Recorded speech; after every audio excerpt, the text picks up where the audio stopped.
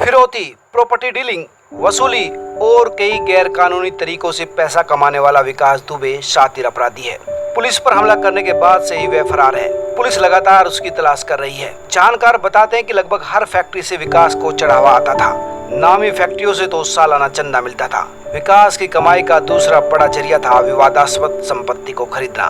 बताया जाता है कि विकास का नाम यूपी के टॉप 25 अपराधियों की सूची में नहीं था, लेकिन कानपुर शूटआउट के बाद वह यूपी का मोस्ट वांटेड अपराधी बन गया। करीब 1300-1400 की आबादी वाले गांव बिकरू की मौजूदा प्रधान अंजलि दुबे भी विकास के परिवार से ही है। मिलीजुली आबादी के गांव के दूसरी तरफ के लोग बताते हैं कि 8-10 गांव में विकास ही पुलिस और अदालत था।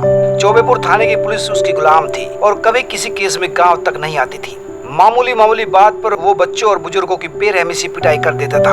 हाथ पैर तोड़ना तो उसके लिए मामूली बात थी। कुछ महीने पहले गांव के राम बाबू यादव की जमीन उसने जबरदस्ती नीलाम करवा दी थी।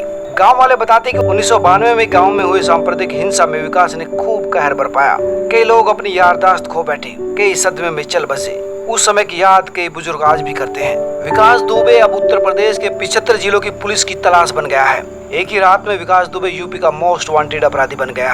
अपराध की दुनिया में लगभग 3 दशक तक वर्चस्व काम करने वाले विकास को पकड़ने में पुलिस को काफी मशक्कत करनी पड़ रही है। दरअसल जानकार बताते हैं कि विकास मोबाइल का इस्तेमाल नहीं करता। ऐसे में यदि वो बिना मोबाइल के ही चला जाए तो उसे पकड़ना आसान नहीं होगा। दूसरी आशंका यह है कि वो भेष बदलने में माहिर है। अगर दूसरे प्रदेश में जाकर वहाँ कोई मेहनत मजदूरी करने लगे या खेतों में काम करने लगे या चने बेचने लगे तो तब भी उसको पहचानना बड़ा मुश्किल हो सकता है। विकास काफी लंबे समय से राजनीति में सक्रिय था। 2015 में वो नगर पंचायत चुनाव भी जीत गया था। स्थानीय नेता उसको संरक्षण देते रहे हैं। एसपी, बीएसपी में रहने के बाद वो आजकल बीजेपी के आसपास मंडराता रहता था। सूत्रों का कहना है कि विकास दुबे के नेताओं से लिंक का पता करने के लिए सीएम योगी ने खास निर्देश दिए हैं और कहा कि उन सभी नेताओं और अधिकारियों की लिस्ट तैयार की जाए जो विकास दुबे को संरक्षण देते थे। इलाके में विकास दुबे की शख्सियत इस कदर मशहूर हो गई थी कि हर कोई उसके साथ नजर आना चाहता था।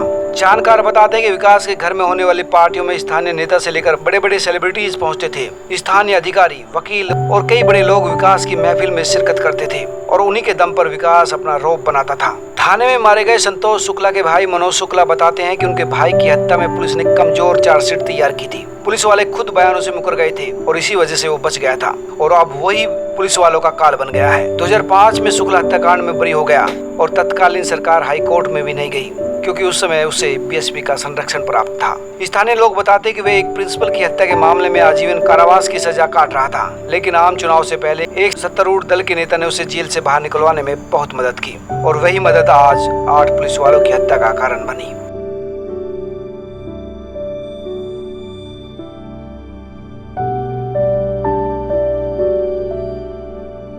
सब्सक्राइब करें, लाइक करें और अपने दोस्तों के साथ शेयर भी करें।